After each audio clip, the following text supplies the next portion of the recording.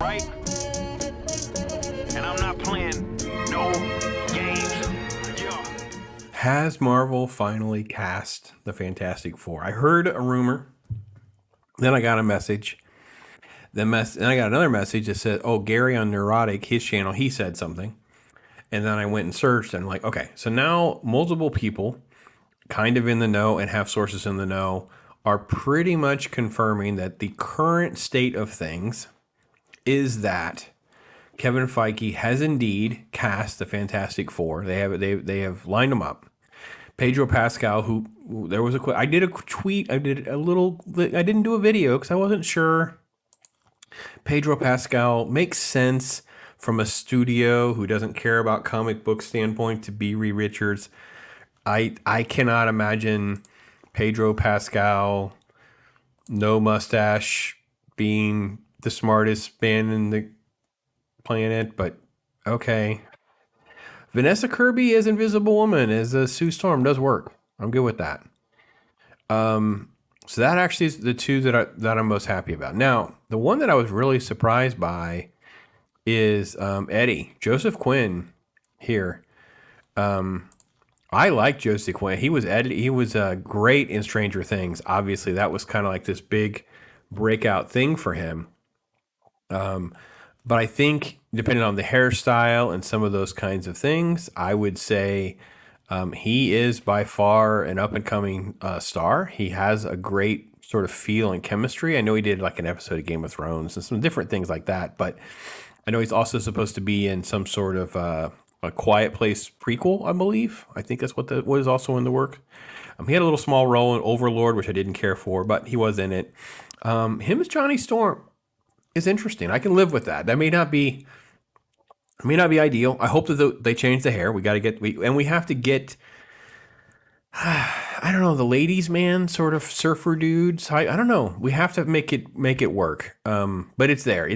I'm good.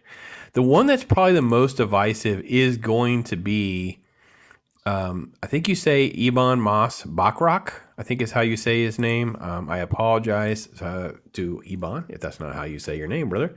I will say this. Jewish guy, bright blue eyes. I don't know about his statue because, I mean, Ben Grimm is supposed to be like a football player, right? So don't know that I really see that there. He was in Andor as one of the multitude of characters that they easily killed off, and we didn't know their names because that was how bad that show was written, in my opinion. So first off, I don't have faith that right now we're going to get a good Fantastic Four film. So I'm just being perfectly transparent. It's not as though I have faith in Marvel that we have turned a corner and we are now suddenly headed towards some sort of new place where it's going to work. I just don't see it yet. So until I have more evidence to the contrary, I think, Matt Shakman, who is the guy the current director, is a WandaVision guy. Sure, he did Game of Thrones, but you know what? He also did WandaVision. And while it's not the worst of the TV shows, it's not great, right? He did a couple episodes of the Monarch show that I've been watching. I mean, it's all competent stuff. But here's the problem. You never get a sense from any of these people that they are comic book people, that they really are. I've waited my whole life to do. Fantastic Four is kind of like one of the biggest of the jobs you can get, right? I would think, because we're really well into this. Now that we're really into this, and the company has had some struggles now through phase 4 and 5, literally disasters. You start to go between the Fantastic Four and the X-Men. These two projects are the most important things to save the entire thing, right? I don't even know that we get there because I think apathy has already snuck in. And I don't think Matt Shakman brings any excitement. And I don't think the cast of characters that we've come up with brings any excitement.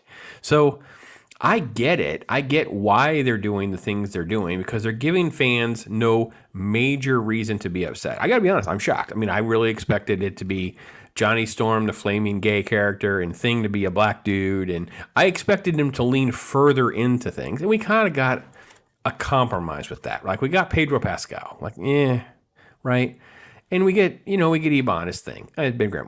We'll see. I don't know. Maybe they bulk. I got to be honest. I think almost all of Ebon is going to be motion capture. He's got these bright blue eyes.